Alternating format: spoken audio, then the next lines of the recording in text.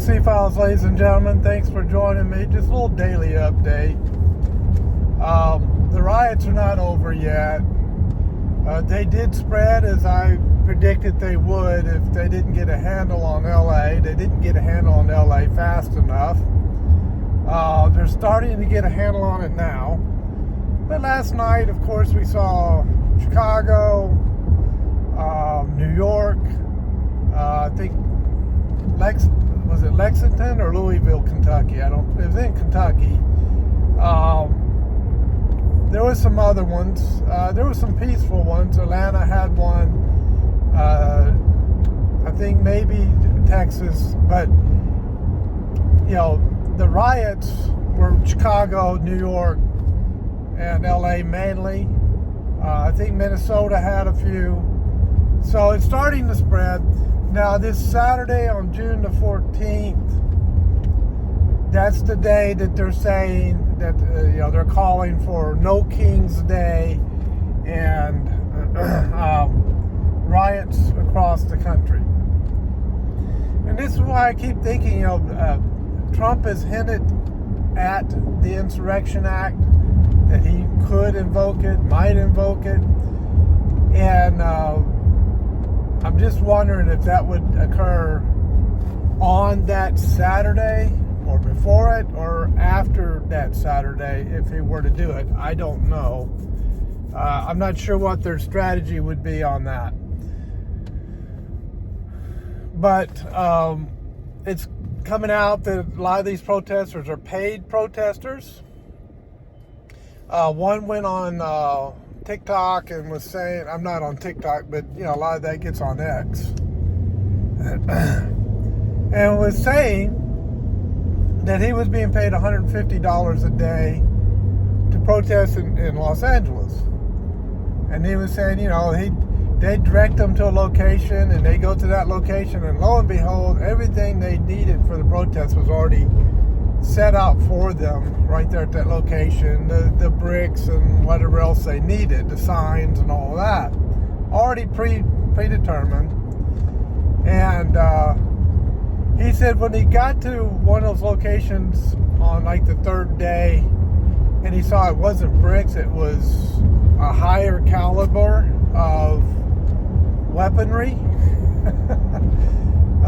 Some of these cherry bombs or whatever they were using. He said he stopped and thought to himself, I don't think I want to be a part of this anymore. Because this is getting a little bit crazy. And so he went on TikTok and talked about that. Now, people have been questioning, can Trump call up military troops because of the Posse Comitatus Act?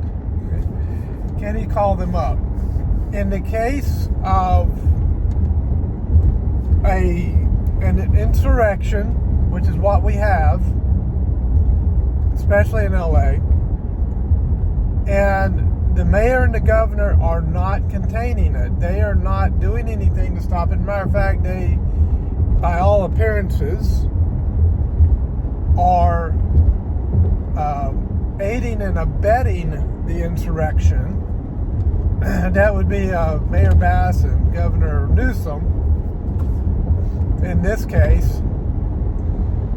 Then yes, in a case like that, it is constitutional and legal for Trump to call up to federalize the National Guard. Now they're under his control, not the governor's. He does not need Governor Newsom's permission to federalize National Guard. The president can federalize National Guard anytime he wants, anytime he needs, when he deems there's an emergency, a national emergency, or a war that he has to nationalize them and bring them in. That is something the president can do.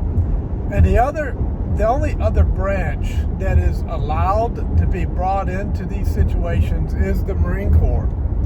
A lot of people don't know that. The Marine Corps is in a special category. A lot of people don't know that. Just like the Coast Guard is in a special category. Quasi-military, quasi-law enforcement, that's the Coast Guard. So, So that's what you have. So he legally brought them into LA. Now, this has been confirmed because Newsom filed a lawsuit against Trump and lost in federal court.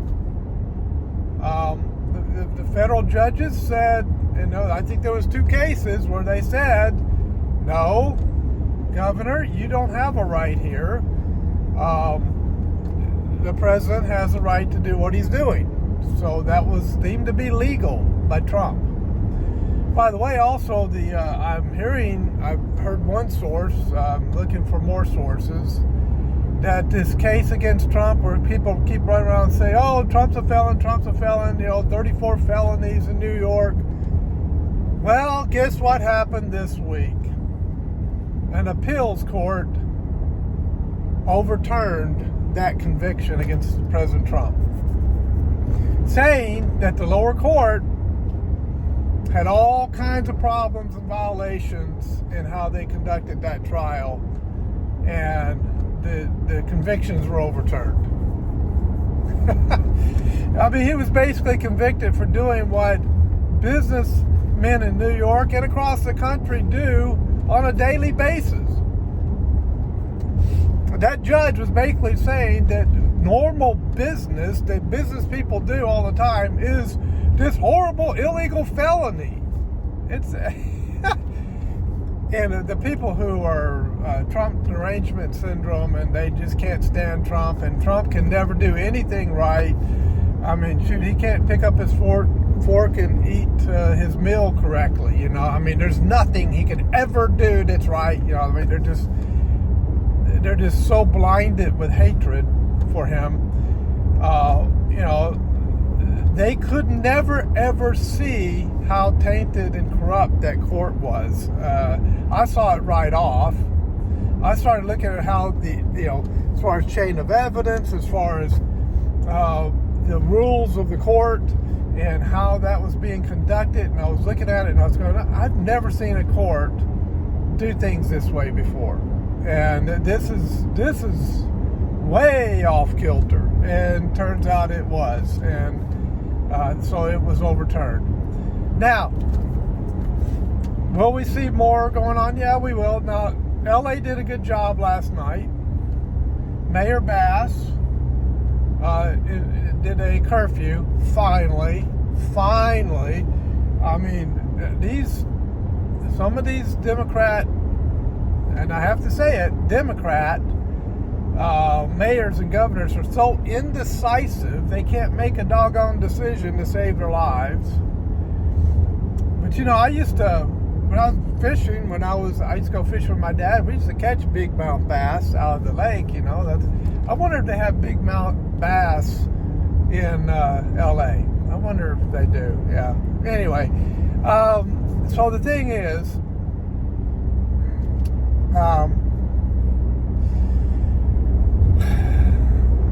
LAPD gave us a classic demonstration on how to handle rioters. When I was watching it last night, it's exactly how I was trained to do it when I was a law enforcement officer in Southern California. They did it perfectly. And I kept saying, take the handcuffs off the cops, let them go do their job, and they will get the job done. They will get the job done. I mean, let me tell you this. It's better that LAPD go in and handle it than those Marines from 29 Palms. I'm just saying.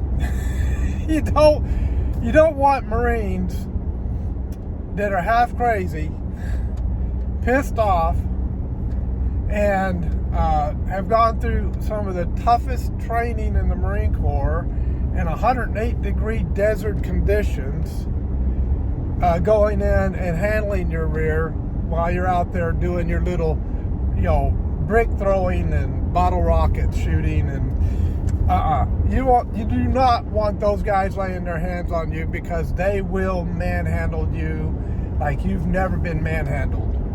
You want LAPD to do it, because LAPD might manhandle you, but they're going to do it with a certain amount of care. They're going to say, okay, we're going to, we'll get you in handcuffs, we'll get you up, brush you off, make sure you're okay. If you don't need a paramedics, okay, great. Come on with us. If you need paramedics, we'll get you paramedics to patch you up. That's LAPD. Those 29 Palm Marines, now they'll just slam your rear, throw the flex cuffs on you, and then pick you up, and they don't care if you're hurt or not. Oh, too bad, crybaby. We're not calling any paramedics for your rear. That's the Marines. Oh, you broke 3 ribs? Oh well, too bad. we're already ticked off because we've been in the desert, 180-degree desert doing, eating sand and doing the kind of training they did. Oh my goodness, no. You don't want those guys handling you. They're using them properly. Guard the feds. Make sure the federal property is protected. Guard the feds. And when the feds, here's what's going to happen, folks. When the feds go to do their raids now, guess who's going to be surrounding them? Those Marines.